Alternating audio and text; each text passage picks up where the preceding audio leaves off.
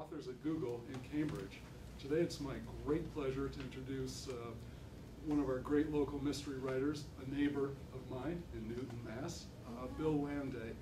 Bill is the author of 3 best-selling books, Mission Flats, The Strangler, and a huge runaway bestseller in 2012, Defending Jacob. He used to be an assistant district attorney in the Middlesex County District Attorney's Office, and he's gone from torturing defendants, verbally anyway, to torturing readers. I know there's at least one other person here today who has read this book. I sent Bill an email after I finished saying, this book destroyed me. I am devastated. It is going to take me a long time to get over this book. Our fellow reader there will agree with me. It's a gripping thriller about a murder committed in a suburb of Boston, a lot like Newton, Mass. Actually, it is Newton. Murder's committed a mile from where I live. And all the difference in the book is who the suspect is and the relationships in the family of the suspect. It is an extraordinary book. If you haven't read it, you're missing a great experience. My pleasure to introduce the author, Bill Landay.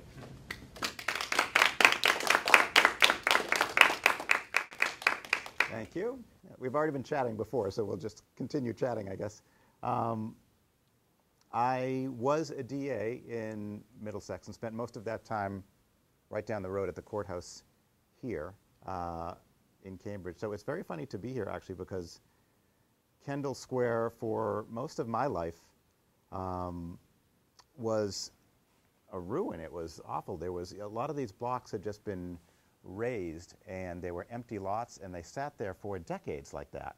And it was strange. In fact, I remember there was a rumor that went around that the empty lots and it was blocks and blocks of empty lots.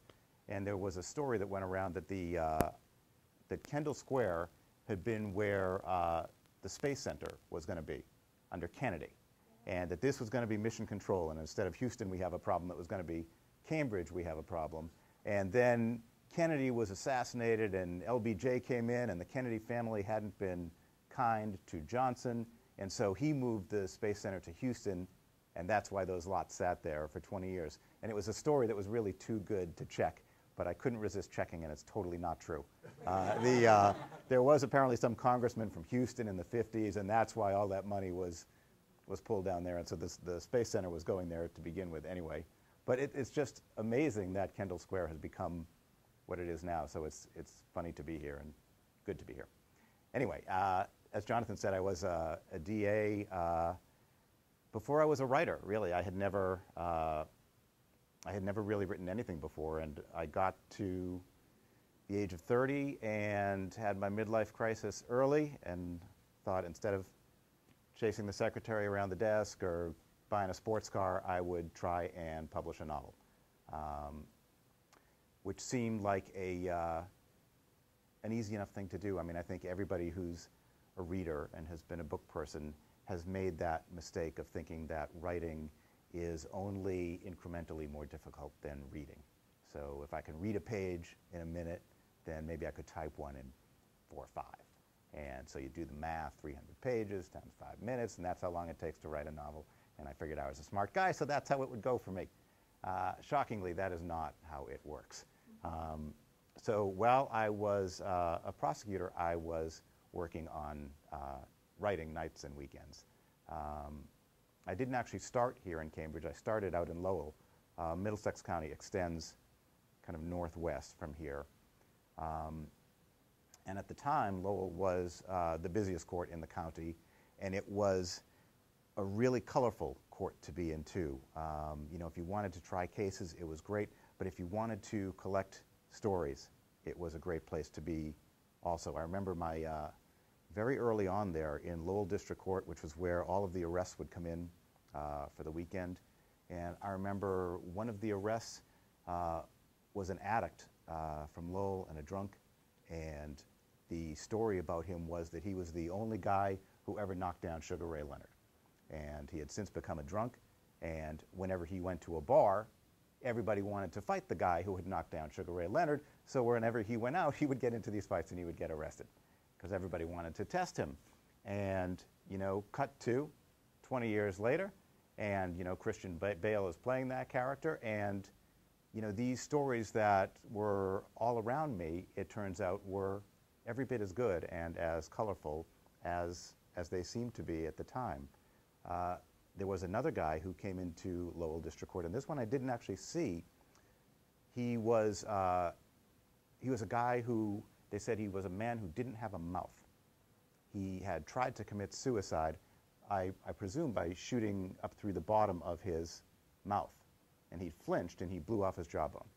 And somehow the reconstructive surgery had left him without a mouth. But nobody could really describe to me what a man without a mouth actually looked like. And I never got to see him because I was sent out for a trial. You start off in the first session, which is the main courtroom, and you're sent out for trials to the outlying courtrooms. And so I missed him. So that was always in my head, though, and I wound up using that guy in my first book. There's a guy who tries to commit suicide that way and winds up with a prosthetic jaw. And that's how my first book begins. And that's kind of how all writers work, I assume, is that you sort of, you gather these chestnuts as you go through your life and you embroider them in one way or another. And that's one reason I'm actually kind of glad that I didn't start writing until later in life, because I had these experiences that I could draw on. So by the time that I got to Defending Jacob, this was my third book, and I'd written a couple of crime novels, and a funny thing happens. You write a couple of crime novels and people start calling you a crime novelist. But it never had been my goal to be a crime novelist. When I look in the mirror, I just see a novelist, and I was writing about crime because those were great stories. And that's really what you're looking for, is the best stories to tell. But, by that time, I had moved on from the DA's office. I was probably 10 years out of the DA's office by the time this began. And so my life wasn't about crime anymore. I remember, in fact, when I first left the DA's office, it seemed very strange to me that people don't think about crime. People don't expect to be robbed and raped and beaten. When I left, everybody that I had met during the day was a victim or a cop or a witness. And so it seemed like this was just an everyday reality. But most people don't think about crime, and rightly so. Statistically, you're just not going to be affected for the most part. And so now I was off living in the suburbs among people who truly didn't think about crime very much. And yet, we all consume these crime stories. It's very funny when you think about it that this is probably our most durable genre, crime stories and love stories. But right now, at this particular moment, it's all crime stories. You can't turn on the TV without having a CSI rerun or a Law and Order rerun. Mystery and suspense is the dominant genre in literature right now. So it's funny, though, that we consume these stories in such quantity, because we, the audience, including we, the audience right here, are very clearly an audience of non-criminals, and I presume. And so, what is it that we're seeing in these stories? Because a lot of times I'll go to these readings, and it's an audience, a traditional mystery audience looks like it's all older women who, are knitting while I'm reading to them. It's clear that, they wouldn't steal a pencil from CVS, And yet they're reading these books, and they're seeing something in them. Something is resonating with them. And so by the time I started Defending Jacob, this was one of the things that I was thinking about. Why do we read about crime? What does it tell us about ourselves? Why was I writing about crime? How did I get here? So, I've heard a couple of good theories about this, and I started looking into it, because when I think through a problem, when any storyteller thinks through a problem, we think it through as a story.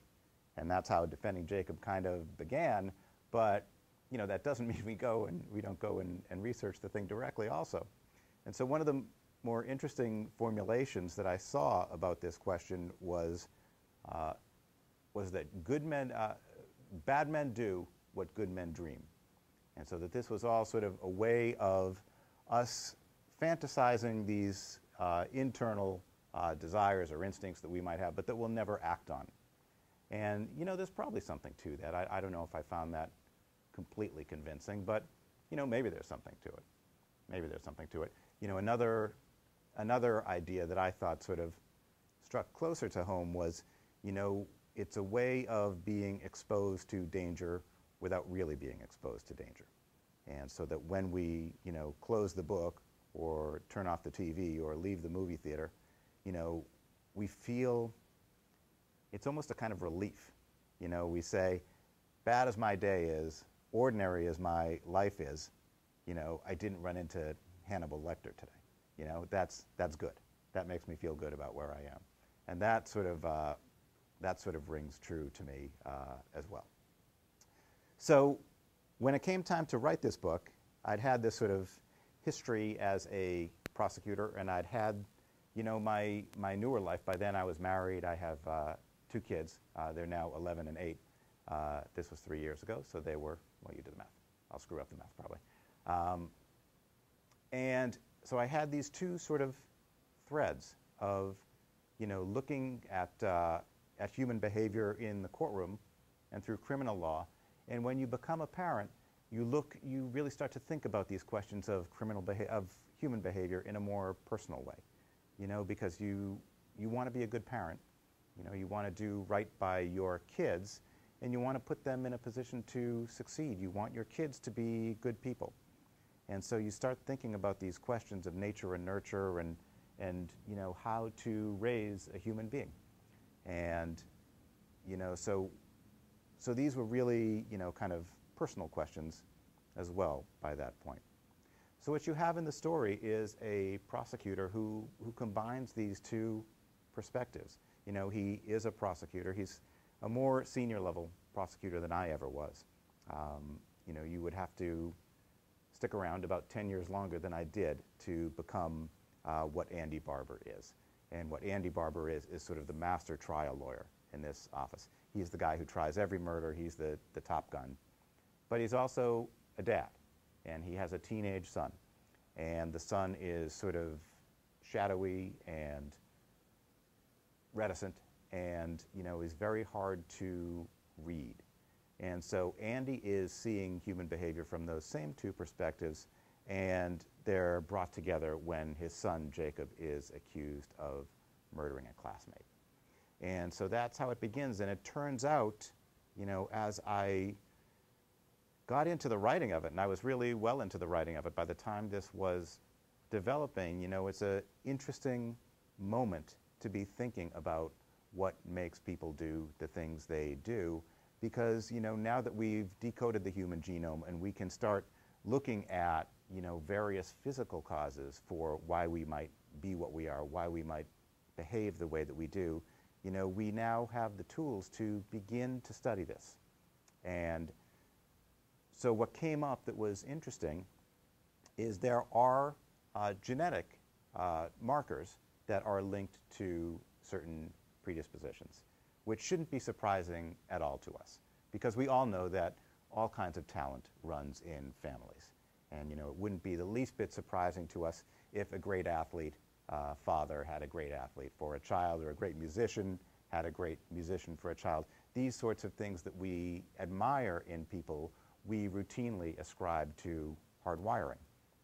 But when it comes to the less admirable qualities, violence, criminality, we tend to hold the thumb on the scale for nurture instead of nature. And that may be that, you know, we just like to think that we can all be whatever we want to be. And, you know, all of our parents have told us this, you know, you can be anything. You know, you want to play Major League Baseball, you can. You want to be president, you can. And we know deep down that this isn't true. You know, you can't be a concert pianist if you don't have a talent for music. You know, but no mom would ever tell that to her child.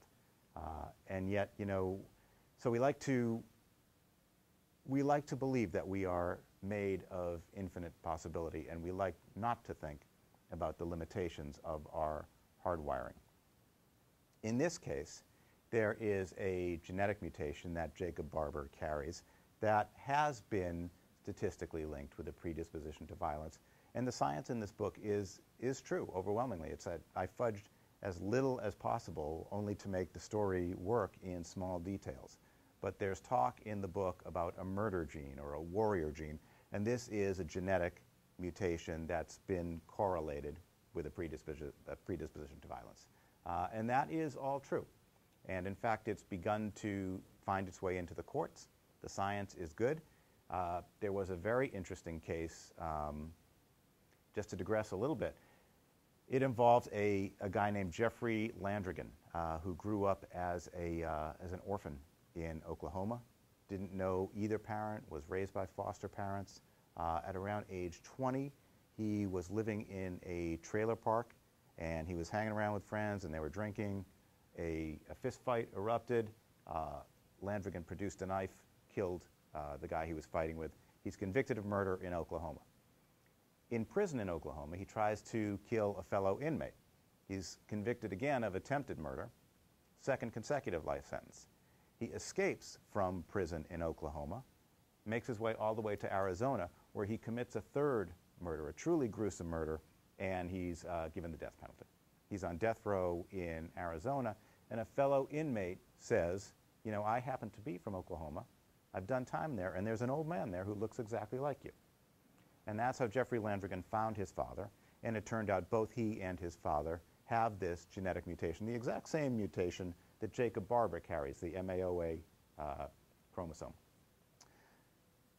He appeals based on that in order to reduce his death penalty sentence to life.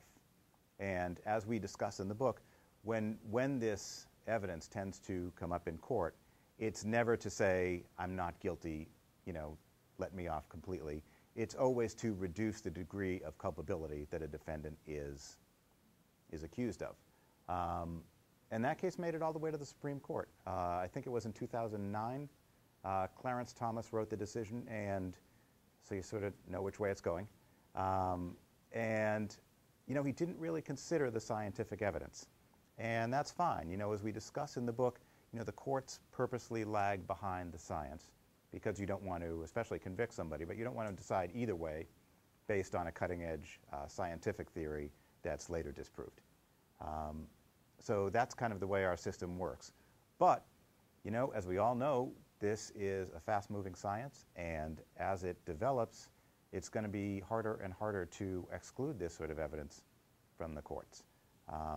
So it's a very interesting moment to be looking at this nature-nurture question, because, which we've all looked at since 7th grade.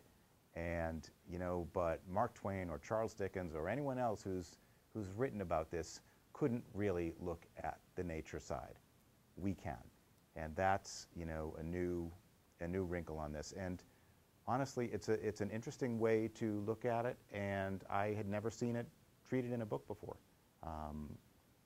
You know, for some reason, I think that novelists are a little afraid of being on the cutting edge too, because, you know, what seems like a live issue 1 year isn't going to be, you know, all that novel 5 years from now.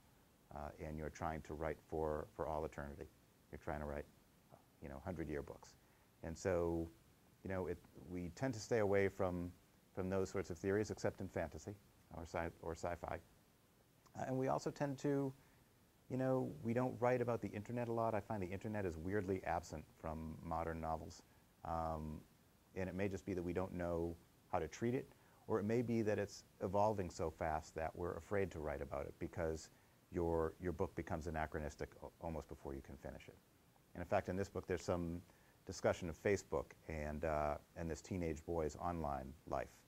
And I had to explain in the book, because it took me so damn long to write the book, that, you know, Facebook looked different than what it is now. You know, and at the time that Jacob Barber is on Facebook, you know, your aunt and uncle and your mom and dad weren't on Facebook, and it was a place where kids could congregate, and that's obviously not true now. And so it's very hard to capture the internet because it moves so fast, and you're trying, you know, you don't want to get caught up in that. You want to talk about the essentials of human behavior. And so the result of that, I think, is that novelists shy away from from talking about the internet, even though it's obviously a massive presence in modern life. So, to the extent that novelists write about the way we live now, that's this gaping hole in our work. All of which has nothing to do with Defending Jacob, but a good digression. Anyway, that's where Defending Jacob started. It is weird that it happens in Newton, where Jonathan and I live. I'm doing my part to depress real estate values in Newton. But the park is real. The schools are real. My kids go to school in Newton, and the descriptions of the schools there are completely accurate. And this was another sort of thing that I wanted to address in this. When we're talking about, we audience of non-criminals who consume these crime stories, what is it that we're thinking about when we make that act of projection, when we project ourselves into a story like this? Is it purely a fantasy? Because clearly the old ladies who are knitting, while they read these stories or while they watch Law and Order, they're not thinking that this is going to be a story that involves them personally. To them, and to most people perhaps, crime happens elsewhere. It happens to different people, to different kind of people. It's not something that I am likely to be involved in. That's every audience member's conceit. And, I wanted to close that up. I wanted to write a story where the audience really couldn't distance themselves from this family. Where this was sort of an ordinary family and there was nothing exotic about them. And, this is you. This is you, to the extent that you is anybody. It's sort of hard to say, what a typical audience member looks like. And so it's hard to write a novel about an everyman. And so when I designed an everyman, I designed I designed a character that looked like me. The Barber's home in Newton looks suspiciously like my own. Andy Barber has suspicious similarities to me. And that's sort of how it works. You make that act of projection with yourself first. You imagine yourself into the story, and you bring the audience along with you. And so that's how that sort of began. And happy to take questions and talk about the book. Have you all read the book, or anybody read the book? Nobody. Okay. 2. All right. It's one of those books, I should say, where you have to be careful talking about it, because to give away too much really impacts what the reader's experience of the book. And I think that's sort of one reason that the book, we were talking earlier about why this book has taken off the way it has. And it's been an incredible ride. It's been an outrageous success. I mean, the day it published, it hit #1 at Barnes & Noble before lunch. This was on the pub date. So, it's been really fun. And we're trying to dissect why that might be. And I think one reason that it might be is that it's sort of aimed at a mainstream audience. But I come from a background of writing suspense. And so it's plotted suspensefully. And I find when I read mainstream fiction a lot, maybe it's that I'm internet addled and my attention span is as limited as everyone else's now. But I find that books are feeling a little long, and I think they do need to get a little shorter, and they need to take more seriously the implicit promise that the novel is an entertainment first, that you give me 8 or 10 hours of your time, and I'll give you a reason to keep turning the pages. That's the basic bargain that the writer and reader make.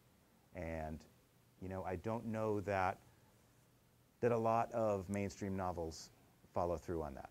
And so I think that this book is plotted suspensefully and written in a more dense and literate tone. And so it sort of, falls between the stools a little bit. But to people who are used to sort of book club books, mainstream literary fiction, it feels faster. It feels more taut and suspenseful. And that's worked in my favor. I can't say I calculated that, but it's helped. So I'll take it.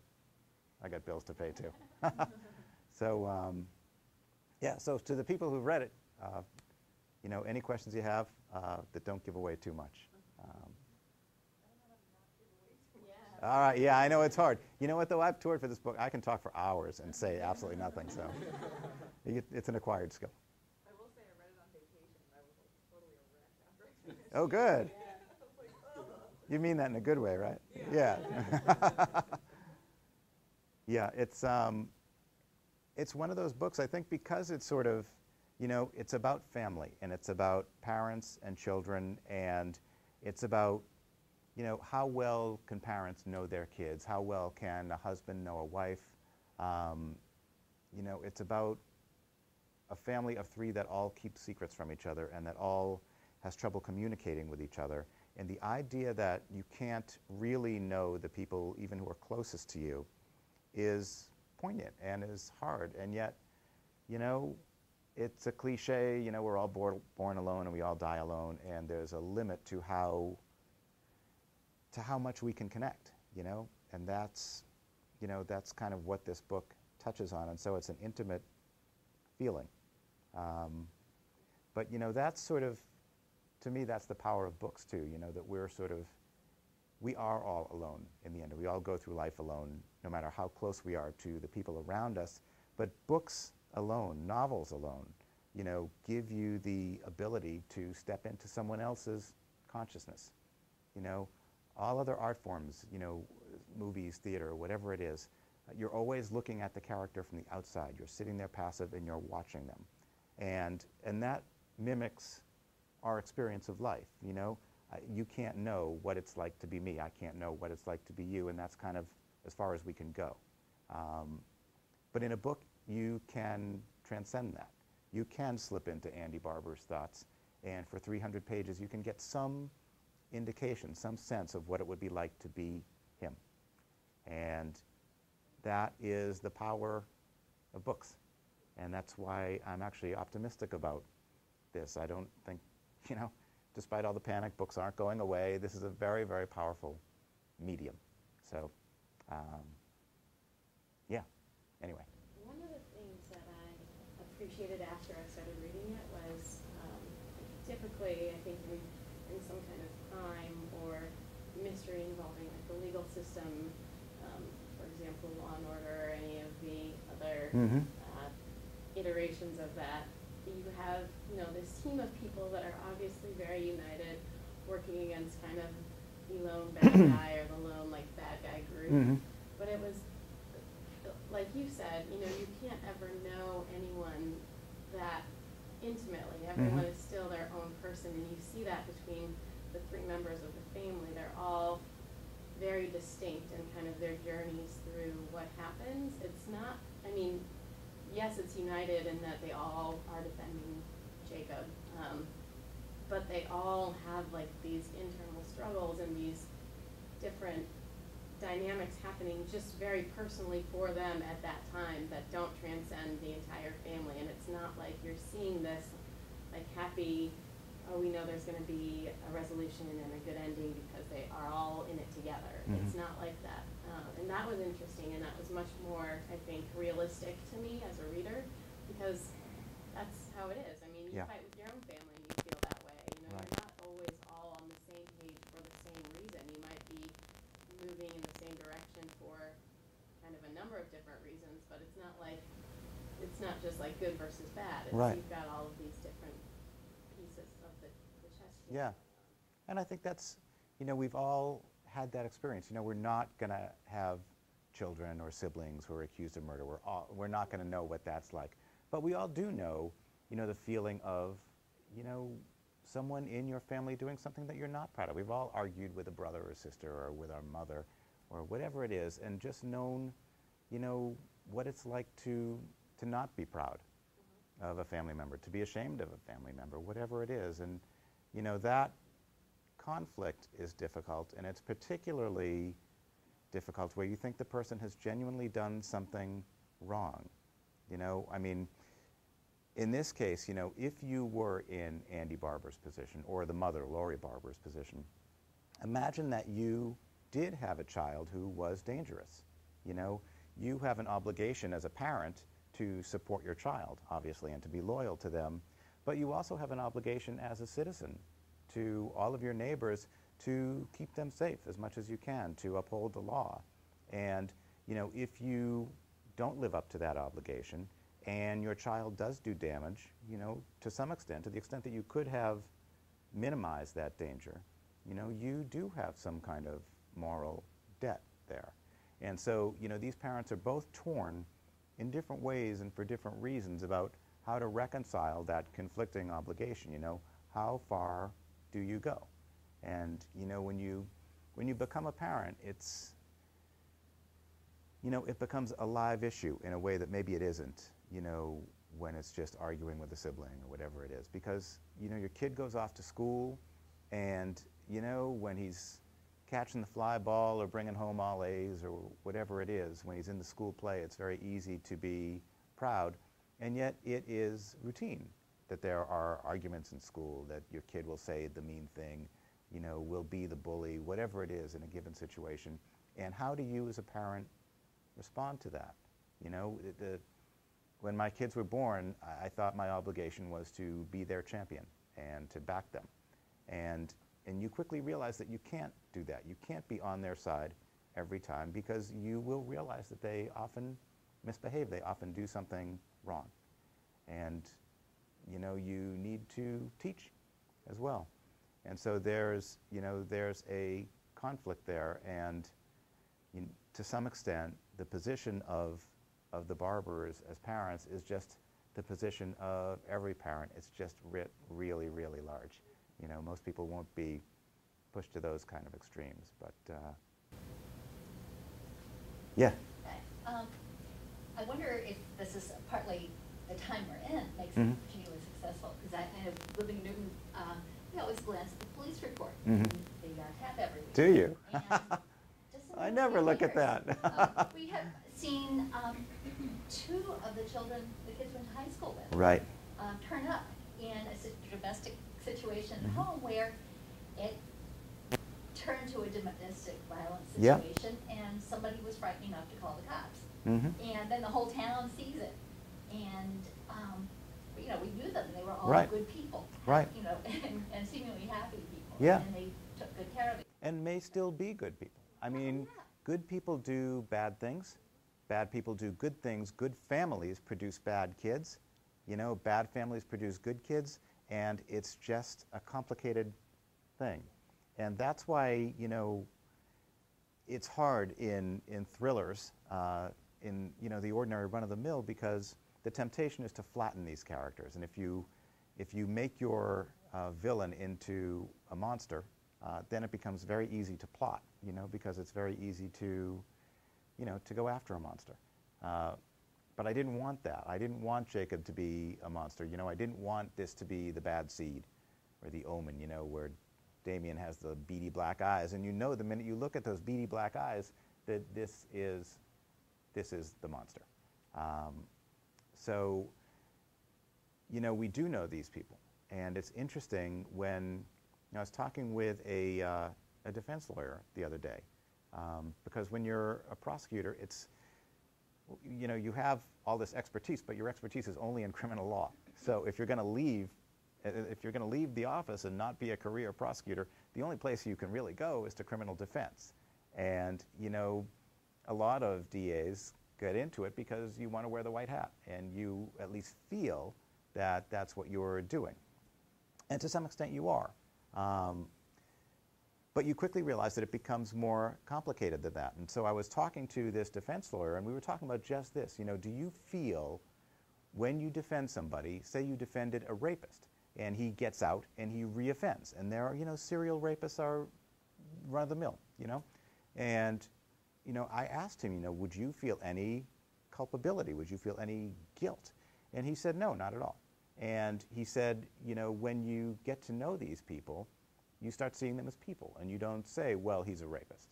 You say he's Joe, and he comes from this or that background, and he has this or that psychological difficulty, and that makes it very easy to defend him. And, you know, from the prosecution side, you're always on the other side of the courtroom. You never get that opportunity to humanize these people. So, you know, it's a difficult thing. And again, it gets back to this question of what makes people do what they do? What makes us what we are. You know, what makes us, what is this experience of being us? You know, and we've all ourselves done things that we're not proud of. We all have our own little secrets that we're, you know, our secret shames.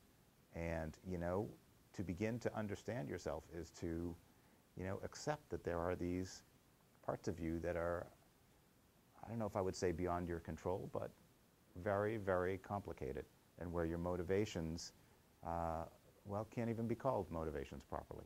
They, you know, you might be what you are, and there's only so much you can decide to do or not do. It's a scary thought. Yeah. Having done this, as a writer, what unfinished business do you have for the next book? This is it. I've answered my questions. I can just kick back and retire now. This would be great. I think Yeah. it works. Hey, it would be great. You know, it's funny. First of all, when I was writing this, I never had this sense that, you know, this is the book, this is the big breakout, or this is sort of the, you know, the summa of all my, you know, business as a writer. I just thought it was the third book. And I thought it was, you know, incrementally better, maybe incrementally more interesting, or at least aimed at a broader market than what came before. But, you know, I hope that I should always be improving, and I should always be getting incrementally better. So when this book exploded, it came as a surprise to me, and I still think of it as having nothing to do with the, you know, your job with your growth as a artist. You know, I don't mean to be too highfalutin about this, but you're sort of always improving along a much longer arc and trying to get better and better. And that some books, you know, sell a lot and some sell a little has nothing to do with that steady arc of improvement. So I kind of feel like, you know, this is one data point, and it's here. You know, the sales might be up here, but the book is, you know, it is where it is. And, you know, I hope to keep going. So, you know, the next book gets, and I hesitate to talk about the next book because everything always changes. So what I tell you now, you know, by the time I get back to my car, could be out of date. So it's about, you know, this question of evil. You know, what makes people do the thing? What enables some people to do the things that they do? You know, we talk about evil as if it's this free-floating force. We talk about it as a noun when it's really an adjective. You know, it's part of all of our capability, you know, and that's kind of what I wanted to continue exploring. You know, this sort of, the idea of Jacob Barber as sort of one embodiment of what our capabilities are is interesting, and it's interesting because of his background and his particular characteristics. But the idea that this is some, you know, shadowy, unknowable boy with all of these influences, physical and social, that drive him to be the things that they are, removes him in a way from the ordinary. And I want to, you know, I wonder what would happen if the ordinary person, if the Barber family really brushed up against someone who truly was evil and who truly was capable of this. What would that mean? And, you know, what would they, you know, what would they, as lawyers, as an Andy Barber, you know, how would they react to that? And so that's kind of the idea. I can't really get into specifics, not because I'm being cagey, but because I really don't know them. And this is the, you know, the great frustration of this year, is that it's been, you know, as much of a fun ride as it's been being out there with defending Jacob, it's distracting. And it's distracting out of proportion to the actual time you spend doing it. You know, I was having this discussion with another writer the other day about why this throws your writing so off the rails. And, you know, the common question that I get is, oh, now do you feel all this pressure to write a book that's another hit? And I kind of don't, because I feel like, you know, I'm my own harshest critic by far. And so, you know, the idea that somebody's going to say mean things about my book is, I promise you, they couldn't possibly say meaner things than I say to myself. So, you know, you do want to improve, though. And that's kind of, you know, where it's at. But, you know, it's been hard having the book take off, because when you come to events like this, You know, I stand in front of you now, and I'm the public face of an author. And, you know, you all look at me in a certain way as the guy who's written this book, and, you know, I have these pat answers, practiced answers, because I've had these conversations before, and so it's very, you know, it's one thing to stand up here and be the public thing that an author is. But, you know, eventually you go back to your desk, and, you know, the way I heard it described by this other author was, you're never quite as alone at your desk as you were before. And that's because this public thing that I have to be, you know, when I'm out publicizing the book, is the opposite of what you're trying to be when you're at your desk, and you're just trying to channel these other people, and you're trying to be this, you know, as open and as transparent as you can be. You're trying to disappear. And, you know, that's hard to get back to. And the more you do this, the more you stand up here like, you know, the author, capital A, you know, it becomes very hard to be that mass of insecurities and, you know, sensitivity that you need to be in order to do this, or at least for me. You know, I've always wondered about, you know, these public sort of celebrity authors, you know, the Norman Mailer types, who can be the celebrity author and then immediately go to their desk and just become the novelist again. I don't seem to have that ability to throw the switch, and yet I can't sort of go back to being the guy who lived in his mother's basement and was writing books that nobody read, you know? So, not that it was so great to live in your mom's basement, but it's complicated. It's complicated. I certainly haven't got it figured out. Did you actually live in your mom's basement? Not only did I live in my mom's basement, when I got serious about this, I was at the DA's office, and I was working, I was doing it nights and weekends, and that's really hard to do, especially with that job, because it's not like, that's not a clock punching kind of job. I mean, you're in or you're out. So eventually what I would do is I would take a leave from there, and I would pull out my retirement money and live on that, and I would work and work and work until a book either died or the money ran out, and then I'd go back and I'd start trying cases again. And then as I got more serious about it, I left there. I bartended over at Flattop Johnny's across the way, and that's what I would do at night, and then I'd write during the day. You should all go to Flattop Johnny's, by the way. Have you all been? Great place. That's my end of my plug for Flattop Johnny's, but I do love it there. And when that wasn't enough, yeah, you know, and this was at age 36, 7, 8, you know, I'm a grown man moving into my mom's basement. It's not good. When I got married, you know, when I met the woman who's now my wife, the mother of my children, I was this 30-something-year-old guy living in his mom's basement. It's even worse. I would go to cut out distractions. She had this walk-in, like a sweater closet, and I would run an extension cord from the nearest outlet, and I would sit in this closet typing on my laptop, and so I was this shut-in, you know? And that's kind of what I was doing, and I was churning out manuscript after manuscript, and yeah, so, you know, the idea that you go, you know, from your mom's sweater closet with an extension cord under the door, you know, to this is phenomenal. So it seems to have happened very fast, and yet, you know, when I look at the arc of it, you know, I go back long before that first published book, and I go back to 10 years before to, you know, this weird guy in his mom's basement. So for me, it's all part of a much longer story. Yeah. I know you talk with other writers. Uh-huh. Can you talk a little bit about writers groups or whatever? How did they? I don't know about writers groups, honestly. I've never been in a writers group. I've never taken a class, any of that stuff, which may be why it's taken me so long to get this together. So, you know, the writers that I meet, I meet through events, book events, conventions, publicity things, bookstore readings, whatever it is. And I'm always really excited to meet them. I feel like, you know, writers are like cats, you know, they're not truly social animals.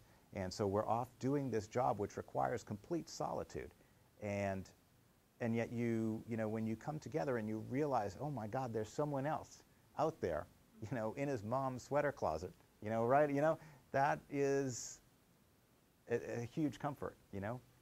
So I'm always excited to meet other authors, and you know, it's a great thing to realize there's other people who feel as you do. There is a whole writer's scene out there, and I'm just not part of it. And it's not that I choose to be or choose not to be, it's just not my personality. So I'm kind of a secretive, shy person. So that's it. All right, well, thank you all for coming, and it's been fun. All right.